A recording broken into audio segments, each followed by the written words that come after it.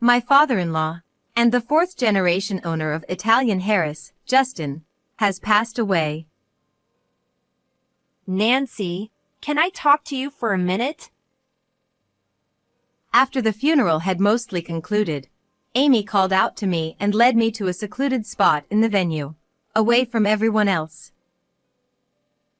Here, this is the will. Read it.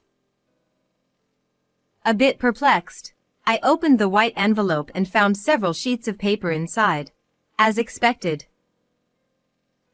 Did you read it? So, here's the deal. That building belongs to us blood relatives. You can take the Harris name and 2 of the employees, but everything else stays behind. In other words, what she was really saying was this. The property goes to the blood relatives. So the store you've supported until now? You'll have to run it somewhere else. That's what it meant. Dad had this written properly, so you'll have to follow it. Oh, and you can have the sign too. As I stood there, stunned by her words, Jason came over. Whether Amy noticed him or not, she finished with a cutting remark. You were just here to take care of him. Thanks for expanding the store to a decent size. Jason, without reproaching his sister, handed me another envelope. Inside was a divorce notice, already stamped.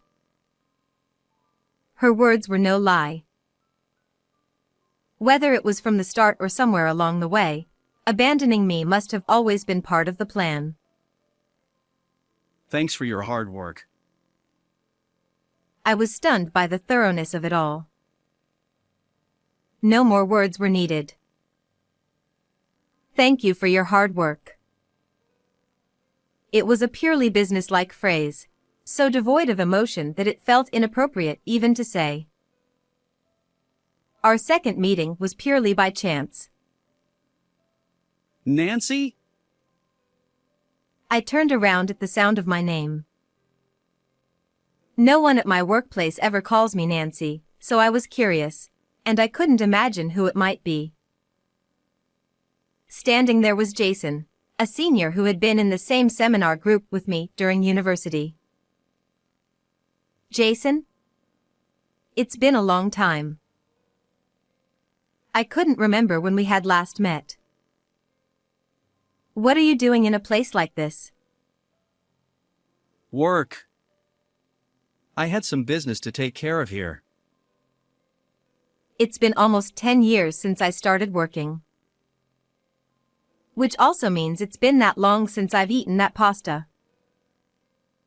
Jason's family owns a long-standing Italian restaurant, and back in our student days, he often invited me there to eat. How's your family? Are they all doing well? I guess they're fine. I haven't been home recently, so I'm not sure. His vague response made me feel a little uneasy. Now that he mentioned it, what was he doing here? I had always assumed he was training to take over the family business, but it didn't seem that way anymore. Aren't you going to take over the restaurant? Of course, that's the plan. But first, I wanted to get some experience working in a regular company. So, right now, I'm just a typical office worker. As we continued talking, I began to feel nostalgic for the taste of that pasta. Jason, could I visit the restaurant again sometime? I've been craving that food. Of course! I'll go with you, too. It's been a while since I've shown my face there, and who knows what they'll say if I don't. And with that, we made a promise. Even after 10 years, the restaurant hadn't changed a bit. The grand, dignified signboard was still there. Inside, I saw the familiar faces of Justin, the silent and stern head chef, and Lauren, who always supported him. In the back of the restaurant, there were certificates and the framed proof of mastery that Justin had inherited from the previous generation. These, too, hadn't changed, which gave me a sense of comfort.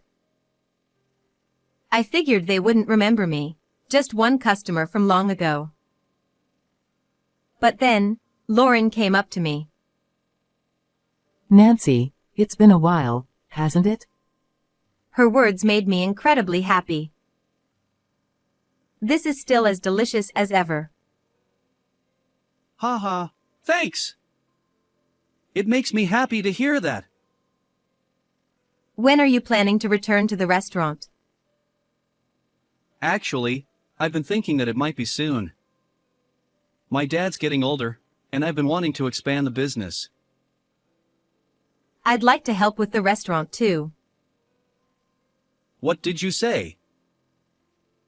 If it's not too much trouble. I'd love to help out. I meant it from the bottom of my heart. Seeing Jason again after 10 years, the wonderful taste of that pasta, and the warm presence of Justin and Lauren, it all moved me deeply. I was serious, even if it was a momentary emotion, that I would give up everything for this. It also meant that I was willing to entrust my life to Jason. Does that mean? Yes. Please go out with me. He spoke passionately of his dreams. Once he took over the restaurant, he wanted even more people to taste that pasta. I was genuinely attracted to his determination, and eventually, we were happily married. I heard this area is going to be redeveloped soon. Really? Well, I guess it would be tough to do business around here. I overheard the conversation between two customers at their table. It wasn't clear whether it was just a rumor or the truth, but the station was indeed far, and it was hard to say we had a steady stream of customers. In any case, shortly after getting married, as I had initially told Jason, I quit my job and began working as a helper at Italian Harris. Under the warm guidance of my father-in-law Justin, a noodle craftsman, and my mother-in-law Lauren, a professional accountant, I handled everything from customer service to accounting, kitchen tasks, and cleaning. I was able to do it all thanks to the incredible support of the senior staff. I learned the basics of customer service from Brown, who was a master at it, and from Miles, who handled everything from inventory to managing the website. I learned a lot. Italian Harris was built on the excellent teamwork of these four top-notch individuals. I thought my role for the time being would be to support them. However, shortly after I started working at the restaurant, Lauren's health took a turn for the worse. I'm sorry, Nancy. I'd really like to teach you everything personally, but right now, that's going to be difficult. Please don't apologize. I'll do my best to learn quickly. Thank you. So, Jason, Amy, I'm not trying to force you, but could you both help out at the restaurant during this time? A small family meeting was taking place. Amy, my sister-in-law, is a part-time worker. I'd seen her at the restaurant a few times, but from what I'd heard, she couldn't hold down any job for long and seemed to drift from one to another. That's probably why she hadn't worked at the restaurant. In response to her mother's request, she said, I like my current job, so I can't help out right away. But don't worry about the future.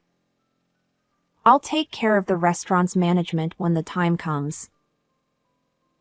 Jason followed her lead. I can't help out immediately either. But like Amy said, I'll come back to the restaurant someday. Lauren took in their words, and after a pause, simply said, I understand. It sounded like she had never expected much from the beginning. There had probably been similar conversations in the past. I started to realize at this point, neither of them had any intention of helping out at the restaurant right now. Jason had passionately talked about the future of the restaurant on that day. Now was the perfect opportunity, but he didn't choose it. I hadn't fully made up my mind, but something didn't sit right with me, given the inconsistency between his words and actions. Anyway, it would be embarrassing to keep relying on them forever. I quickly became part of the well-coordinated team. Yet, the feeling of unease lingered. That night, I approached Jason to talk. Why didn't you offer to help? Isn't this a chance to grow the restaurant? Then, for the first time, he said something he had never mentioned before. Honestly, I don't like how strict they are. I'm sure Amy feels the same. We're not the kind of people who put in that kind of effort. It's true that he's loose with time, promises, and pretty much everything, so it's no surprise that he clashes with Justin's strict nature. However, it's easy to imagine that without Justin's discipline, the restaurant wouldn't have lasted this long. If Jason completely rejects that, expanding the restaurant isn't even a conversation worth having. So, when do you plan to get involved? Probably when Dad retires. Does he understand how late that would be? I tried to persuade him for about an hour, but I didn't feel like I made any progress. After working at Italian Harris's for a few months, I realized something. Justin is truly a quiet man who barely speaks. The only time I heard his voice was when he called out orders like tomato pasta or margarita. His constant silence made him seem perpetually grumpy, and I couldn't help but feel uneasy around him. But it was Brown and Miles who helped me through it. Don't worry. The boss isn't mad. He rarely gets angry. Honestly, I think he likes you. He's a lot scarier with me. He's much softer around you, Nancy. They constantly reassured me. And when Lauren was feeling well, she would teach me how to manage the business step by step. Nancy, you're picking things up fast. I think it's thanks to my previous job. And, of course, Lauren has been so thorough in her guidance. You say the sweetest things. Thankfully, because I used to work in accounting, I easily picked up on the terms, and Lauren was a great teacher. I could really feel myself growing. But that environment didn't last long. Lauren's condition worsened, and Justin developed osteoarthritis in his right knee. At this rate, the restaurant's future was in jeopardy. So, Brown, Miles, and I decided to discuss the possibility of asking Jason and Amy to help again. So, Jason, Amy, can you help us out? We need your support. I'm asking, too. At this rate, the restaurant could go under any day now, and neither Brown nor I want that. I'm sure you don't either. I get it, but it's still tough right now. I promise, I'll take over eventually. Does he realize how much he needs to learn before then? Once again, he gave a vague excuse and dodged any commitment. And then, Amy dropped this bombshell. I'm busy with work, so I'll leave Mom's care to you. She essentially handed off the responsibility to me, leaving me to juggle the restaurant's management and my mother-in-law's care. What are you talking about? I'm not saying you have to take care of your own mother, but you're seriously going to dump all of that on your sister-in-law? I don't have a choice. I'm busy. And besides, Nancy's been around her longer. She can handle it, right? Miles was too stunned to even respond. You've got to be kidding me. From past experience, we knew it was pointless to argue with the two of them any further. So, we focused on keeping the restaurant running as best we could. As for me, I didn't mind caring for my mother-in-law. I saw it as a chance to give back, even if only a little. But despite my efforts, Lauren passed away. I couldn't stop crying, wondering if I had repaid her enough for all she had done for me. After her death, Justin's physical and mental health took a nosedive. He struggled even to walk most days.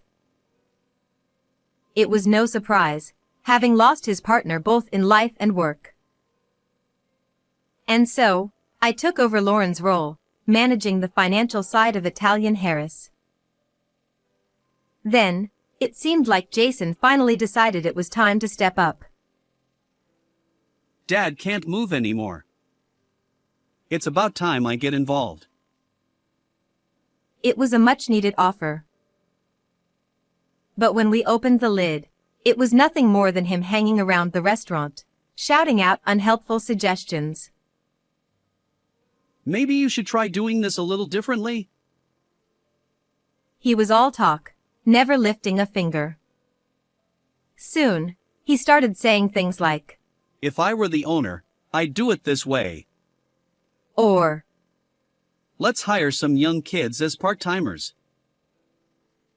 he kept making outrageous suggestions without any intention of rolling up his sleeves to help.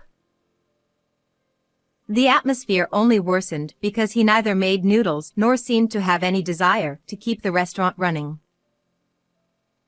Before long, Amy started showing up more frequently too, and there was even a hint of mockery in the way she looked at the three of us, working desperately.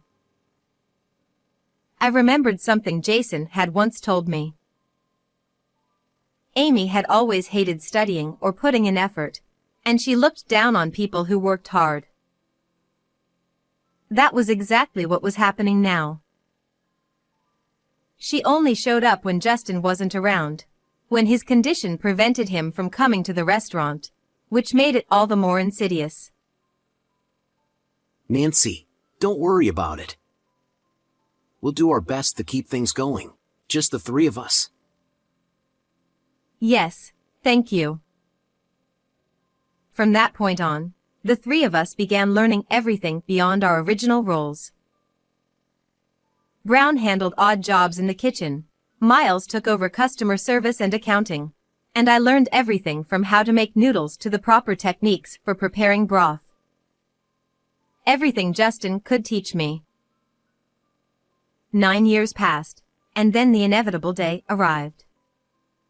Justin, the fourth-generation owner of Italian Harris's, passed away. Despite his struggle with arthritis in his later years, he continued making noodles, entrusting all his skills to me before passing peacefully from old age. You took care of him for 9 years. Thank you for everything. It's no exaggeration to say that this place kept running because of you. That's not true. I could only do it because of you two and Justin. Without you, I wouldn't have made it through those difficult times. Regular customers also attended the funeral, and while somber, it was filled with a warm atmosphere honoring Justin's achievements. But there was one person who spoiled that mood. Nancy, can I talk to you? After the funeral had mostly wrapped up, Amy called me aside to a secluded corner of the funeral hall. Here, this is the will. Read it now. Why the urgency? Puzzled, I opened the white envelope and found several pages of legal documents inside. After reading them, nothing seemed amiss, Did you read it? So, as you can see, the land and building belong to us blood relatives. You can take the Harris name and the 2 employees, but everything else stays. In other words, she was saying, Since the property goes to us, you'll have to take your restaurant elsewhere, even though you've supported it all this time. the handwriting was clearly Justin's. After nearly 10 years of seeing it, there was no mistaking it. Dad wrote this properly, so you'll follow it. Oh, and I'll give you the signboard. It's old anyway. As I stood there, stunned by her words, Jason appeared. Whether he knew what was happening or not, Amy finished with a dismissive remark. You were just here for the caregiving. Thanks for keeping the restaurant afloat until now. To her, I was nothing more than a convenient tool. Jason didn't scold her at all. Instead, he handed me another envelope. Inside was a divorce agreement, already stamped. Her words weren't lies. At some point, or maybe from the very beginning, discarding me had always been part of their plan. It's over now. Thanks for your hard work. I was only slightly surprised at how thorough their plan had been. Amy had coerced her sick father into writing the will, and as soon as I was no longer needed for their parents' care, Jason discarded me. They had prepared for this day. There was nothing left to say. Thank you for your hard work. It was a cold, professional response, devoid of any emotion. Barely appropriate for the situation. As I left the funeral hall, Brown and Miles were waiting for me. My senior colleagues who had truly shared in both the hardships and joys of these last 9 years. What did she say? She told me they're leaving us the name and the signboard. It's clearly stated in the will. I see. It's been a long road, but first things first. Congratulations, Nancy. Thank you. It was about 5 years ago that we officially learned the neighborhood where Italian Harris's was located would undergo redevelopment. The rumors we'd heard back then had turned out to be true. The centerpiece of the redevelopment was, of course, a massive new station building. No other structure in the area could compare. And the new Italian Harris's was set to open in the best spot within that building. I had learned this directly from Justin before he passed. We're moving the restaurant. What? Moving? Where?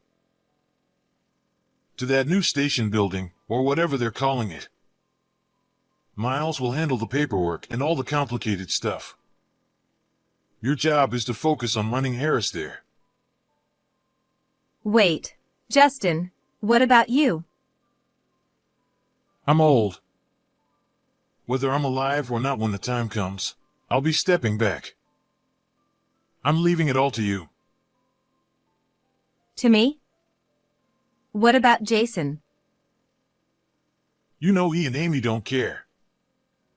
It has to be you. That's why I've drilled pasta making into you all this time. When I later told Brown, she revealed that she already knew. Apparently, the owner of the upcoming station building had been a regular customer at Harris and had personally invited us to open there. Naturally, Jason and Amy had no clue, which is why on that day, they thought they were cutting ties with the foolishly hardworking sister-in-law by showing me the will. But reality was different. That's why Justin had left me with only 2 things: the name Harris and the signboard. Though there was a tinge of sadness, The relaunch of Italian Harris's didn't require the land or the building. The new location's opening was a great success.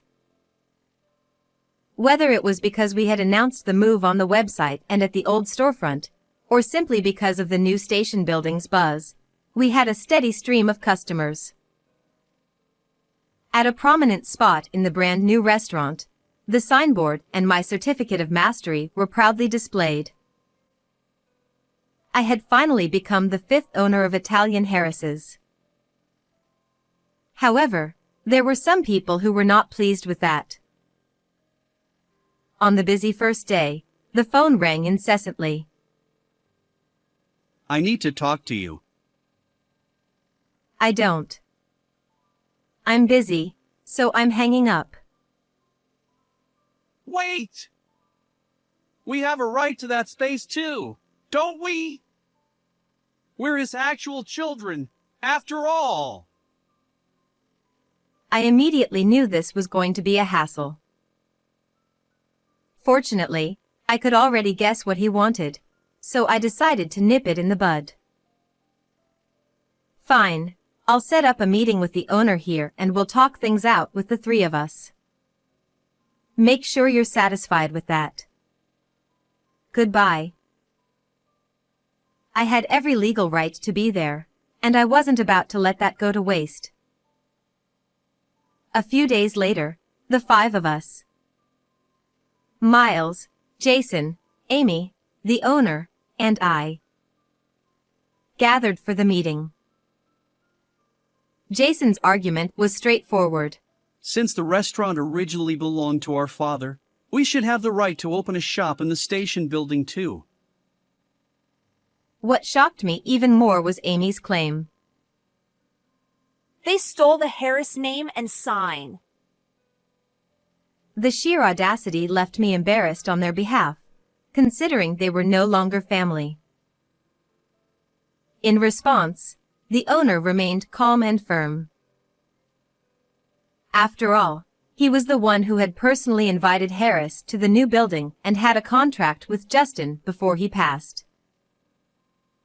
I, too, received a copy of the will, which clearly states that Nancy is the rightful successor of Harris. As per the contract terms for leasing this space, the tenant must meet 4 conditions: being a certified master, having run the business in practice, being able to replicate Justin's flavors, and holding the rights to the Harris name. Unfortunately, none of these apply to you. After hearing this, Jason and Amy went silent, unable to continue their claims. If there are no further objections, we'll end the meeting here. I appreciate your time, Harris, especially during such a busy period. Sometime after that meeting, I began hearing rumors about the old restaurant. What happened to the old Harris location? It's turned into some strange new place. It turns out Jason and Amy had rebranded and reopened the restaurant. However, due to the station building's success and other factors, their business quickly fell into trouble. Brown, who always seemed to be in the know, filled me in on the details. Their business isn't doing well. Is that so? Though I responded politely, I wasn't surprised at all. Jason had only ever been a company employee, so his knowledge of business management was close to zero. But the real disaster was Amy. Apparently, she believed that once she became the owner, she could dump all the work on the employees and make money without lifting a finger. That attitude backfired spectacularly. Keeping the Italian restaurant's original foundation, she constantly changed the concept, interior, and even the business strategy, racking up debt in the process. By the time she realized she wasn't fit to run a business and stepped down, all that was left was an enormous amount of debt. So, what happened to them now? I asked. From what I hear, Amy's turned to alcohol and isn't herself anymore. Jason quit his corporate job and is trying to run the business himself to fix everything, but I don't see how that's going to work out. There you two are. Miles approached us, looking tired, and unusually began to vent a little. The website's been attacked by trolls, and it's turning into a real hassle. Do you two have any idea who might be behind this? If we're talking suspects. Well, it's obvious. Yeah, there's only one person it could be. I figured. Yeah. In the end, we didn't even need to launch a full investigation to figure out the culprit. Together with Miles and Brown, we went to the former Italian Harris's, and we caught the person in the act. Right in the middle of posting defamatory comments. What do you think you're doing? The Real Harris is here! You stole the name and ran away! What a ridiculous accusation. If you think you can ruin us with scandal, you're sorely mistaken. For the last 10 years, I've trained under Justin, learning how to make pasta. As a result, I was rightfully given the name and sign, and was even supported in opening a new restaurant. The ones who ran away are you two. You've been running all this time, and now you're facing the consequences. You know that, don't you?